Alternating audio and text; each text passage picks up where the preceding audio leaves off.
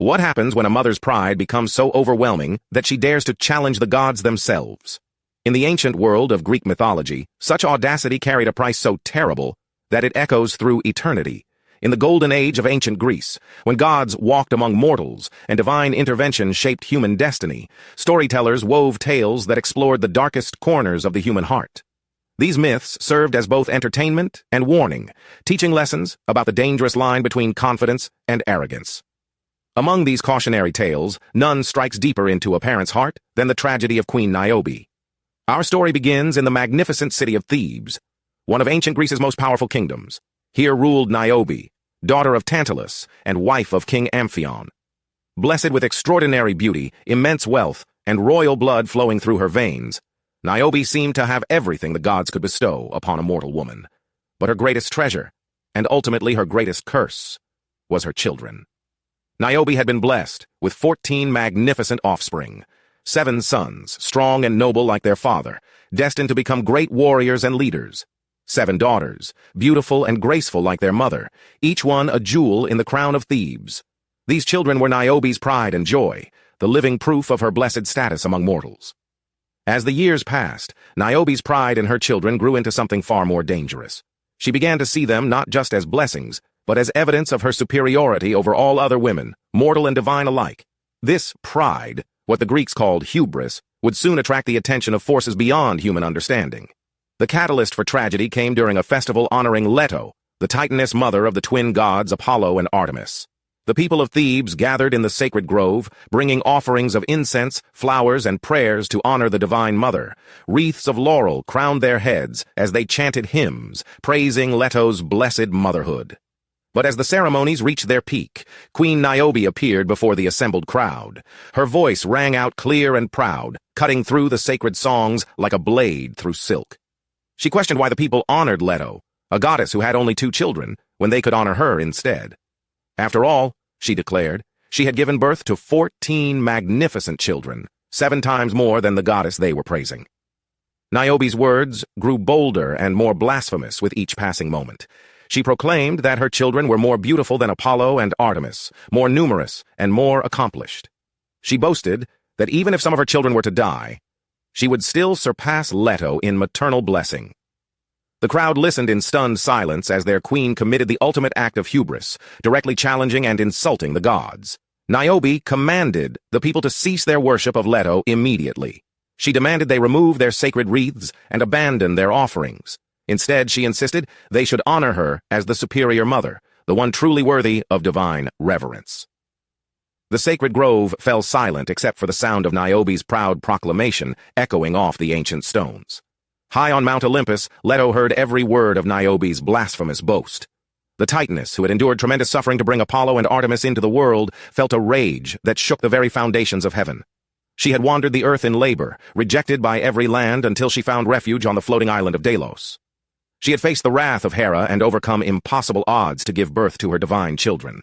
With tears of anger and wounded pride streaming down her immortal cheeks, Leto called upon her children for vengeance.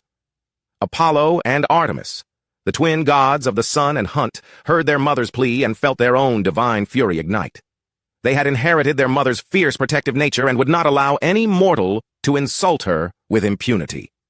The twins descended from Olympus like arrows shot from a cosmic bow, their divine forms blazing with righteous anger.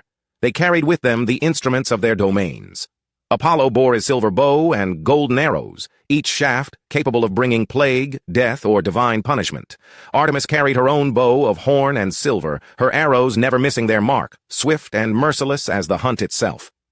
The divine twins found Niobe's sons practicing their athletic skills in the fields outside Thebes. These young princes, unaware of their mother's blasphemy, were engaged in noble pursuits. Some practiced with spears and swords, preparing for future battles. Others raced chariots around the training grounds, their laughter echoing across the plains. The eldest among them was preparing for javelin throwing, his strong arms testing the weight of his weapon. Without warning, Apollo's arrows began to fly. Each golden shaft found its mark with divine precision, striking down Niobe's sons one by one. The young men fell where they stood, their lives extinguished in moments. Their athletic competitions became scenes of sudden tragedy as divine justice played out across the training fields.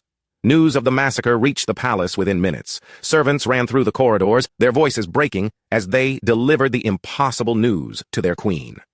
Niobe's 7 sons, the pride of Thebes, lay dead in the fields, struck down by arrows that bore the mark of divine retribution. Niobe's world shattered in an instant. The woman who had boasted of her superior motherhood now faced every parent's worst nightmare, multiplied 7-fold. But even in her grief, her pride remained unbroken. Through her tears, she defiantly declared that she still possessed 7 children, matching Leto's number. Even diminished, she claimed, she remained equal to the goddess she had insulted, but the divine twins were far from finished. Artemis, goddess of the hunt and protector of young women, felt her own anger burn at Niobe's continued defiance. If the mortal queen refused to learn humility from the loss of her sons, perhaps the loss of her daughters would finally break her arrogant spirit. Niobe's 7 daughters had gathered in the palace, weeping for their fallen brothers. These innocent young women, beautiful and pure, had committed no crime except being born to a prideful mother. They clung to each other in terror, somehow sensing that their own doom approached on swift wings. Artemis appeared among them like a silver shadow, her bow drawn and ready. The goddess of the hunt showed no mercy to these targets, seeing only the continuation of their mother's blasphemy in their very existence. Her arrows flew with deadly accuracy, and one by one, Niobe's daughters fell. The palace halls that had once echoed with laughter and music now witnessed only tragedy and death. When the slaughter was complete, 14 young lives had been extinguished in a single day. The children who had been Niobe's greatest pride now lay silent and still, their futures stolen by divine wrath. The queen, who had boasted of her superior motherhood, now stood alone among the bodies of all her children. Niobe's grief transcended human understanding. She could not eat, could not sleep, could not speak. For 9 days and 9 nights, she sat motionless among her dead children, her tears flowing like rivers down her cheeks. The woman who had once stood proud and defiant before the gods was now broken beyond repair. But even this overwhelming sorrow was not the end of Niobe's punishment. The gods, perhaps moved by the completeness of her devastation, chose to grant her a form of immortal mercy that was itself a curse. As Niobe wept beside her children's bodies, her tears began to transform her very being. Slowly, inexorably, Niobe's flesh began to harden. Her skin took on the gray pallor of stone, her limbs became rigid and immobile. Yet her eyes continued to weep, and her heart continued to beat with anguish. The transformation was not death, but something far more complex, a state between life and stone that would preserve her grief for all eternity. A great wind arose, lifting Niobe's petrified form from the blood-soaked palace and carrying her across the seas to Mount Sipylus in her ancestral homeland of Lydia. There, on the rocky slopes where her father Tantalus had once ruled, Niobe came to rest as a natural formation of stone, her face forever turned skyward in eternal mourning. But the miracle and curse of Niobe's transformation was that her tears never ceased. Even as stone, she continued to weep for her lost children. Springs of fresh water flowed from her eyes, creating streams that cascaded down the mountainside. These waters, born from a mother's infinite grief, became a wonder that drew pilgrims and travelers from across the ancient world. The story of Niobe spread throughout Greece and beyond, becoming one of the most powerful cautionary tales in all of mythology. Poets and playwrights drew inspiration from her tragedy, using her fate to explore themes of pride, loss, and the consequences of challenging divine authority. The image of the weeping stone became a symbol of inconsolable grief and maternal love, pushed beyond all earthly bounds. In the works of Homer, Niobe appears as the ultimate example of a mother's sorrow. Even Achilles, mourning his beloved friend Patroclus, is reminded that even Niobe eventually ate food again, suggesting that life must continue despite overwhelming grief.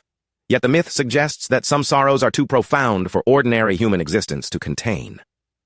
The moral lessons embedded in Niobe's story resonated deeply with ancient Greek culture. The concept of hubris, excessive pride that leads mortals to challenge the gods, was central to Greek understanding of proper human behavior. Niobe's fate served as a warning against the dangers of comparing oneself to the divine, of letting pride override wisdom and humility. But beyond its religious and moral dimensions, Niobe's story speaks to universal human experiences that transcend cultural boundaries.